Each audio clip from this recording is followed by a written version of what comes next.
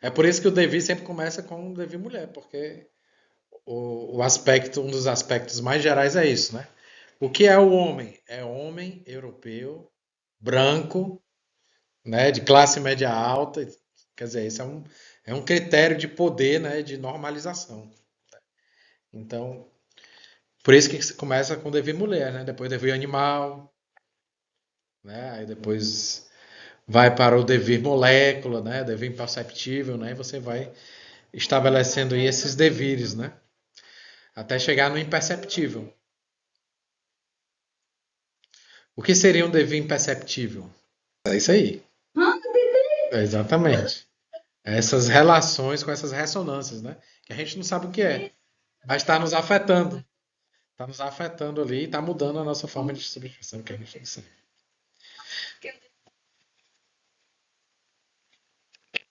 Uhum. Isso. A máquina de guerra é essa máquina de produção de modos de existência, né? Que furam os modelos dominantes, né? E aí, a partir do momento que você fura, a máquina de Estado tenta recuperar. Para transformar a lógica do capital, né? Tudo aquilo que é revolucionário, de princípio, se torna consumo depois, né? Racismo também acabou se transformando, né? Sou antirracista, pronto, é só botar uma coisa no Instagram que é antirracista. Compartilha alguns posts e pronto. Dinheiro, engajamento, entendeu? Então entra todo no sistema, né? E é importante pensar isso, né? De como também esses movimentos vão se tornando consumo nessa lógica da sinóptica, né? Da visibilidade na contemporaneidade, né? Quando ele está falando de cachorrinho doméstico, ele está falando de semiotizações dominantes, entende? Não é o cachorro enquanto animal, é o cachorro humanizado. É o cachorro que você bota o coisinha aqui nele, né? Bota as pantufinhas. Doméstico, entende? Isso, isso, isso, né? E- Né? Porque a função dele é complicar, a nossa é o contrário, né? E isso é muito legal, ó, porque ele vai estar falando aí dessa relação também com, sempre voltando ao familismo, né? Que é uma crítica à psicanálise, né? Qualquer coisa, vamos buscar explicação no Édipo, né? Aí volta com o que ele chama de papai e mamãe, né? Então, assim, pois é, reduz essa matriz significante que é o Édipo, né? É isso que ele está querendo dizer. Que em vez de você abraçar a experiência e a diferença, você quer voltar, né? Quer voltar para algo que já está organizado e semiotizado, em vez de você inventar, né? Então tem essas voltas, né? Ele vai falar muito dessas. Você desterritorializa, mas volta o papai e mamãe. Volta pro cachorrinho, é de pianizado, né? Então são essas voltas, né? Porque a experiência é intensa, né? E por ela ser intensa, ela causa um certo temor, né? Porque tem a ver com a imprevisibilidade, né? E aí você quer, opa, quero voltar. Quero descer da montanha russa, né? Para aí que. Me lembrei do termo que nós falamos agora, que é sobre o devir perceptível. Isso seria uma forma de plantar, de manifestar esse devir perceptível. Tipo, vai domesticando se a gente perceber.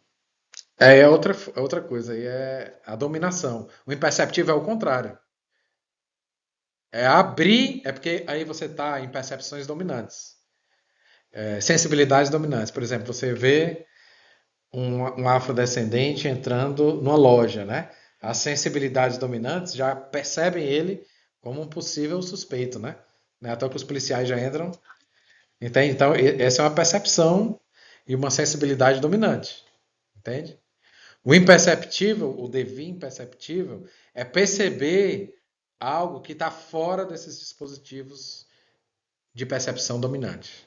Ou seja, perceber algo de outra forma que não a essa. Eu olhar então para esse a pessoa negra entrando e vai ser a forma que é negra não entrando.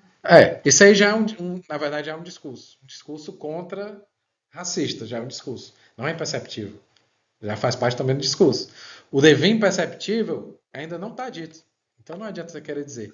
Quando você diz, você já está num sistema, num dispositivo narrativo, entende?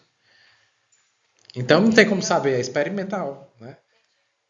Depois você consegue ver os efeitos dele, né? É aí que nascem as novas percepções.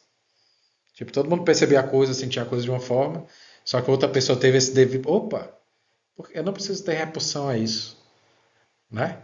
Aquela coisa mais básica da nossa sensibilidade, né? Ser atraído ou ter uma repugnância por algo, né?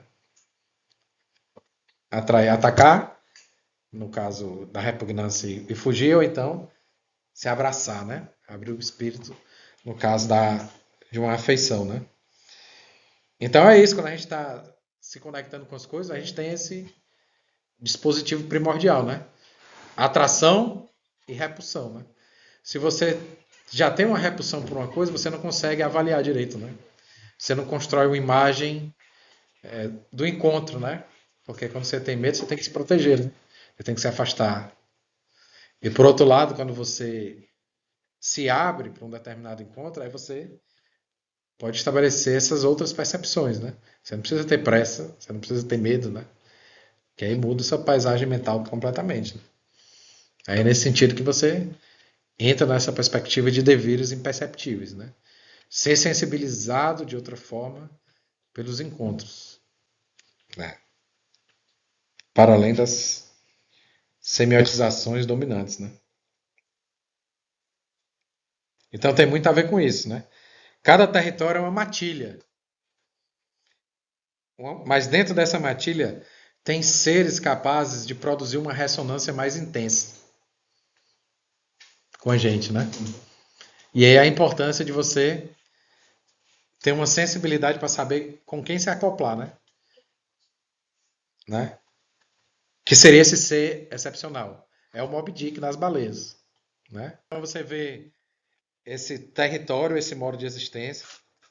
E como a gente está pensando numa pesquisa qualitativa, né? Tentar perceber que tipo, né? Quem desses aqui seriam os anômalos? Onde está? Isso, isso. É, isso. É exatamente. Ele tem esse poder de ressonância maior do que os outros, né? De afetar. Ele tem um poder de afetar maior. E aí é estratégico você se aproximar desses demônios, né? A gente pode até brincar de chamar os nossos colaboradores de demônios, né? Acho que ia ser muito legal, né? Né? Acho que eles iam adorar.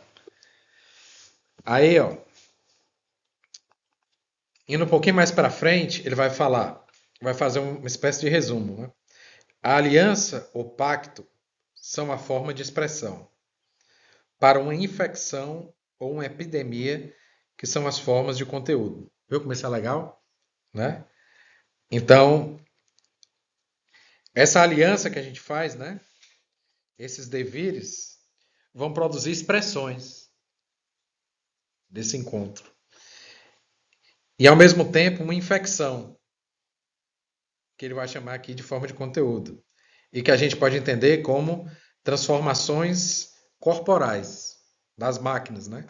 As máquinas se transformam por um lado e os regimes semióticos por outro, né? No caso, o corpo e as expressões, né? É uma apropriação que o Deleuze e o Guattari fazem da perspectiva semiológica, né? Eles transformam o conteúdo em máquina. Quando eles falam forma de conteúdo, eles estão falando das máquinas, dos corpos, né? Acoplados. Na feitiçaria, o sangue é de contágio ou de aliança. Se dirá que um devir animal é assunto de feitiçaria. Porque ele implica uma primeira relação de aliança com o demônio, né? Então, primeiro você se relaciona com esse anômalo, né? Esse demônio que vai produzir forças de encontro, né? 2. Porque esse demônio exerce a função de borda de uma matilha animal na qual o homem passa ou está em devir, por contágio, né? Então é meio que o anômalo vai condensar toda essa potência do território, né? Toda essa força do território. Porque é um objeto ou é um ser privilegiado dessa matilha, né? Moby Dick, né? Porque deve E outra, por contágio. E essa ideia é interessante, por contágio. Você é contagiado por aquilo. Não é que você representa aquilo ou aquilo. Ele vai se misturar com o seu corpo e vai produzir uma singularidade ali no seu corpo. Então, é, né? Você vai ser infeccionado por aquilo, seu corpo vai se transformar. E quando ele se transforma, ele muda a forma de expressão, né? Ele começa a espirrar, né? Assim, usando um exemplo mais claro, né? Seu corpo esquenta, né? Tudo isso é uma incorporeidade, que ele chama, né? Produção de incorporais.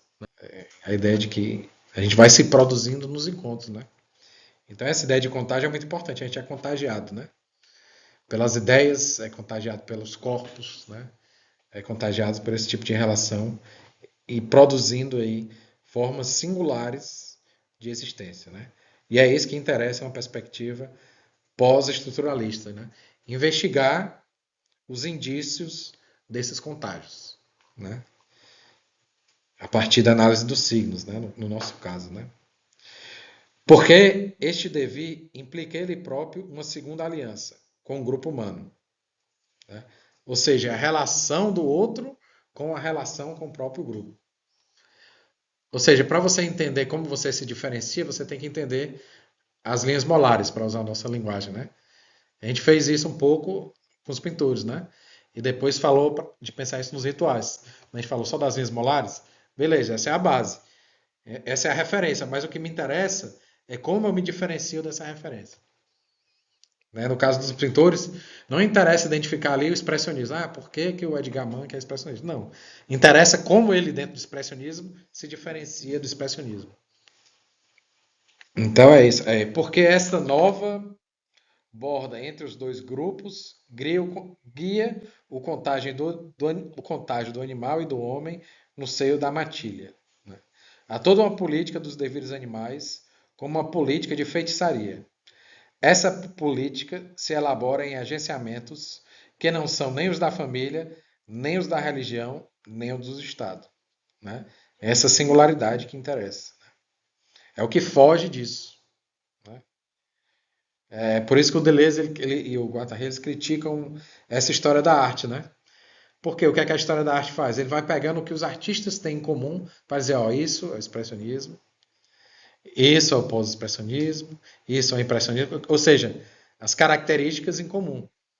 Mas nisso o que é que você faz? Você perde a singularidade dos artistas. Né? Então esse é o movimento contrário, de ir atrás da singularidade dos artistas, em vez de ir atrás de um modelo. Né? Então ele diz, a história da arte estria a arte. Né? Vai colocando as coisas tudo nos pacotes. E aí você perde a singularidade. Né? Então, nesse sentido, o que a gente fez foi uma geografia da arte. Né? Nesse sentido, o que interessa é como ele está conectando as ideias de lugares diferentes. Coisas que ele viu na vida dele, o contexto político, né? O contexto, quer dizer, ele vai mostrando os afetos e como isso ele transformou isso numa expressão singular. Certo.